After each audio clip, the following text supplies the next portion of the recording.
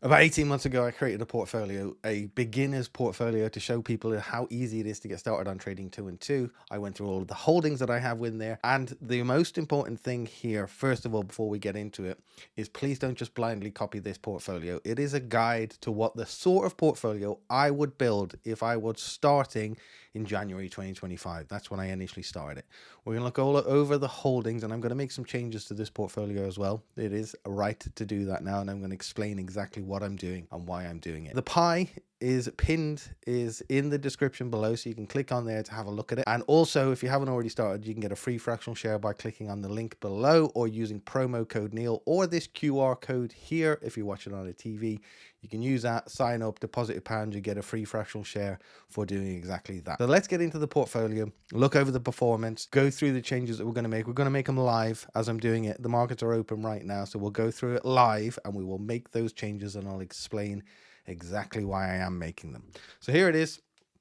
It's called the Freedom Fund. It is 18 months old now. The rate of return on this is 26.3%, and that includes some pretty tumultuous times. So I started it in January 2025 and I didn't deposit again. So this also saw the April 2025 20% drop in the market because of Trump's tariffs. It saw the drops in the market at the beginning of this year because of the war, and it's seeing the drops in the market right now. You can see right there at the end it has come down a little bit over the last few days because of uncertainty globally again. 26.3% up over the course of the year. It is 23.5% up, and you can see the volatility right there. It's clear to see. It was actually down at one point in June 2025. It was down because of the issues that we saw. It has since recovered. We saw that other drop there in March. It has recovered again, and then we're seeing another drop again now. So let's have a look over the holdings then, first of all. So we've got within here the majority of this money that we've got invested. It's only a small amount, 427 quid, just to show you. We've got majority in ETFs, 2 ETFs at the moment, 50% into the Invesco FTSE All World, the accumulation version. So that covers thousands of different businesses across the entire world. It's incredibly cost effective, and it's one that I use in my own portfolio. I don't use the accumulation one. I use a distribution one that pays a dividend. I just like getting the dividends. But this is much more admin free. Those dividends get reinvested in the background without you having to do a single thing. It just automatically happens. So it grows by the dividend amount. The FTSE All World over the course of the last year then is up by 25.05%. That's had really good returns. Now, because it is the last year and it doesn't include those drops before I started, that's why the overall portfolio is slightly down versus it. So the overall portfolio is 22.23% up, but the All World has actually done 25%. So because of the other positions pulling it down slightly, it has underperformed ever so slightly. And that's mainly because of the second position, which is the S&P 500. So the US has pulled it down because the US hasn't performed as well as the entire world combined. Now, the one that I've got here is an S&P 500 Invesco accumulation again, but this is where we're going to make the first change. This is supposed to be a beginner portfolio, and my personal preference in my portfolio is to hold an All World and the S&P 500. A lot of people debate heavily whether that's the right thing to do. A lot of people say no because of the duplication. So the All World is already made up of 60 odd percent, 62% of the S&P 500 of America, because America has done so well because of tech over the last 15 years. America, the US, has outstripped the rest of the world over the course of the last 15 years, and that means that it has a much heavier weighting in an All World now. Now, part of the problem with that is that if you hold an S&P 500 and an All World, that increases your allocation into, if you were to do 50-50, it increases your allocation into the US by 80 odd percent. I looked at the numbers yesterday. I haven't done 50-50. I've got 35% allocation into the S&P 500, but it feels unnecessarily complicated. So the first thing we're going to do is sell that S&P 500 just to simplify it, just to make it more straightforward. So the next one that we've got is a 5% allocation into iShares Physical Gold. Right, iShares Physical Gold is a gold ETC, exchange traded commodity. This tracks the price of gold very, very closely. It really does track it very well, and it is physically backed. So when you buy this ETC, there is some gold somewhere in a vault, either in London, Paris, or Switzerland, I think their vaults are, that has your name on it. It doesn't literally have a post-it with your name on it, but that is your allocation. It's physically backed. Over the course of the last 12 months, that's up 26.12%. Now, year prior, it was up like even more than that. So it has flown phenomenally. If you look at the total view, you can see that over the last couple of years, it's absolutely flown, not bombed. But over the last few months, 1 month view, 3 months view, it's down by 20%. So we just saw an insane amount of investment into gold over the course of the last couple of years because of the gains within it. I'm not sure it was any more rational than that. And a lot of people say people move to safe havens when there is uncertainty in the world. There always is a certain level of uncertainty, but when people are fearful, some money will move into gold. Now that's had a pullback over the course of the last 3 months, as we could see. But over the course of the year, it is still up to 26%. And because we bought it in January 2025, I'm up by 37% in there. I'm comfortable with the gold ETC. I'm going to leave it in there. It gives some diversification into some of the asset classes, different types of investments within this portfolio. So far, we're keeping the old world. We're keeping gold. Comfortable with both of them. Next one, then, I've done a 2% allocation into a few businesses. Now, at this point, if you just want to completely stop and you don't want to go any further, and that's probably the most sensible thing for the majority of people, a little bit into gold, majority into an old world, that for most people will be all that anyone needs. Do that for decades and you're going to end up pretty wealthy. Given historic performance, of course, no one knows what's going to happen tomorrow. But I wanted to put in a few different positions in there just to have a play around, because I like picking individual businesses, but only a very small amount, because I know that there's risk associated with it. They can underperform. The ones that I've chosen, let's go over them. First of all, Lloyds Bank. Chose that again 18 months ago and it's gone up 56%. It's gone up so much because inflation has increased, and when inflation occurs, banks do well. And it's not just Lloyds. Majority of UK banks over the course of the last 12, 18 months have done really well. Within my portfolio, I'm 100% up in Lloyds. It's also a dividend payer. It pays on a biannual basis. I think it's around 5%. Let's have a look. Scroll down to here. We can see it is 3.73%. It's got a PE ratio, price to earnings, right? So that's how many years of earnings to cover the value of the business at 11.37, which is fairly conservative. It's thereabouts the right place to be for a UK bank. And that's the next point. It's UK exposure. So it's a 2% allocation into a little bit of UK exposure. Now, the old world does have a 4% allocation into the UK, but this is just increasing that slightly so that I'm upping my presence within the UK, within UK financials, within dividend businesses, which motivate me personally. That's why I like to include them. And it has seen great growth. So 52% up. Microsoft is down. Okay, it has struggled over the course of the last year, despite doing pretty well.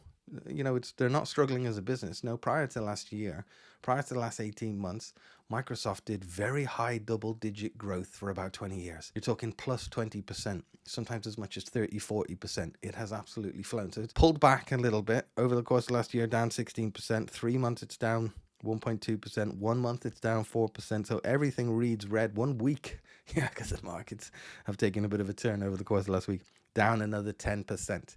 Now, this one, when we release some of that money from the S&P 500, we're going to buy a bit more. I think that it is a good time, personally, within this portfolio to buy a little bit more Microsoft because the earnings are so strong. They're one of the leaders within AI. They've got an incredible moat. They've got an incredible cash flow. I don't know necessarily why the market has gone against Microsoft over the course of the last 12 months. I think it's a good time to put a little bit more in. And we're only going to put a little bit more in, and we'll do that in a minute when we get through all of the positions, because once I change them, I've changed them all. Next one is realty income. This is up 4.17%. That gives me exposure into property, not just US property, global property. So realty income, a real estate investment trust, invests into property, and the money that it makes from the rent, it pays back as a dividend. That's up over 4% over the course of the last 18 months since we started. On the 1 year view, it's up over 9%. So we've taken advantage of some of those gains, and it is a monthly paying dividend. And the dividend rate comes in at 5.28%. This has given me more exposure into property, which is a different asset class again. So now we've got equities, we've got commodities, gold, and we've got property. Yes, it is as an equity, so bear that in mind. This is not, I don't own bricks. I mean, I own the business, so technically I own a small percent of the business. Therefore, I do own bricks, but I don't own those physical bricks in my name. But it's one I want to continue to include. That monthly dividend, again, just motivates me. I love seeing it tick in as it does. And then the last one is Unilever, which has really struggled. This is the worst performing one. Yeah, worst performing one of the lot because it's commoditized goods.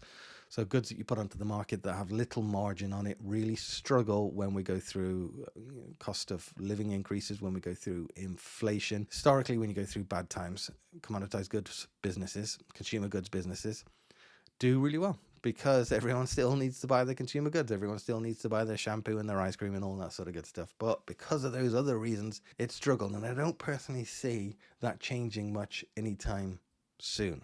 It is a UK business, so the idea was to put more allocation into the UK. But at this point, 15% down. I'm going to cut my losses on that one, and we're going to buy something else. So let's get into that, and let's do that now. Let's make the changes we're going to make.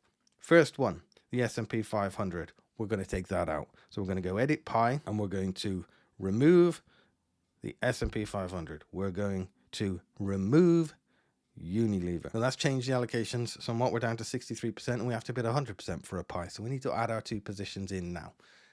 Now, I'm only going to add 1 position in. What I'm going to do, as I said before, is I'm going to increase my allocation into Microsoft, and I'm going to add 1 more position. So let's just quickly do that. Firstly, Microsoft, we're going to want to move to 4%.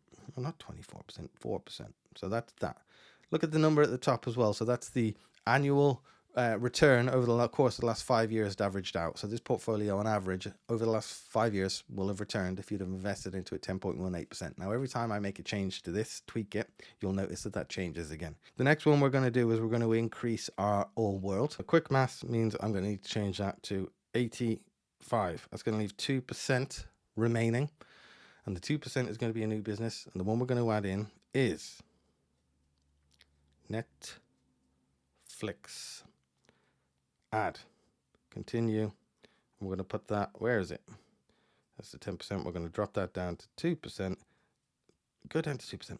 And now we're fully balanced at 100% within the pie. Click confirm. So those orders are going to get sold, and the new ones are going to come in as and when the market's open. So the UK market's open at the moment, but the American one isn't. So Netflix is not going to go through. So why Netflix? Give me notes. Okay, so Netflix. Let's have a look at Netflix first of all. I've got it here. So max view on that, 2,500% up, but that goes way back to 2013. When we look at the 1 year view, this business is down 35%. The 3 month view, it's down 15%. 1 month, 6.6%. 1 week, down. 1 day, up. It's up 0.37. Didn't expect to see that. So this has absolutely been beaten up massively. However, there are 3 reasons why I want to include it in my portfolio. Don't forget, it's only a 2% allocation. So we're just having a play around here. If you don't want to do this, stick with an old world, stick with your ETC, and you'll be okay. The main 3 reasons are, firstly, the PE ratio is come down significantly. It is at a 3-year low. It's never been so low. So don't forget, the PE ratio is the value of, is the amount of money a business needs to make to equal the value of the business. So at 25.71 means that there's 25 years worth of expected earnings built into it. Now that might still seem relatively high, and it is relatively high, but there's a couple of other reasons. So it generates amazing free cash flow, this business. Absolutely banks. It makes a hell of a load of cash. And the revenue, second reason, is up 14% year on year. The revenue has gone up. However, the business is down by 35%. And the main reason for that is because the market doesn't necessarily the market thinks that AI is a threat to it. Everything is bloody AI at the moment. I don't necessarily believe that. My opinion is I think that people are starting to, coming out of COVID a few years ago now, when Netflix blew up, obviously, but coming out of it now, a few years on, I think people are really starting to get back into movies, documentaries, shows, that escapism that you get. I think the cinemas are doing really well at the moment. There's a lot of money being put into making movies by the likes of Netflix as well. They're making their own content. I don't actually consume a lot of Netflix myself. So maybe I sound like a hypocrite here. But I do consume a lot of movies. It's my favorite thing to do. And if I do watch a movie, I'll often watch a movie on Netflix. They're growing in terms of the subscribers. They're growing in terms of their revenue. They generate amazing cash flow. So I could be completely wrong, and this is just my opinion, but we've included it in the portfolio as a result of that. It's been beaten up massively. We'll keep an eye on it, right? I'll do a little bit more regular updates on this portfolio going forward. I do get a lot of questions about it. We'll keep an eye on it. So those changes have all gone through. They will get reflected in the pie. If you already hold this pie, which thousands do from the last couple of times I've done videos on it, you're going to get a notification now that those changes have been made. It's Wednesday. This video is going live on Friday, so then you'll know why. Okay, that's it. One other thing, just incidentally, personal update. I'm on Damien's podcast tomorrow. Damien Talks Money, which I'm really excited about. I was going to say, if you've got any questions, let me know. But by the time you watch this, I'll have done it because it will have been yesterday, Thursday. So looking forward to that. Really looking forward to that. I've known Damien for years. We've been chatting on and off about content creation and all sorts of stuff for years, and he's massively supported me. So that'll be coming out in the next few weeks as well. So you can look out for that. And if you've got any questions, drop them below.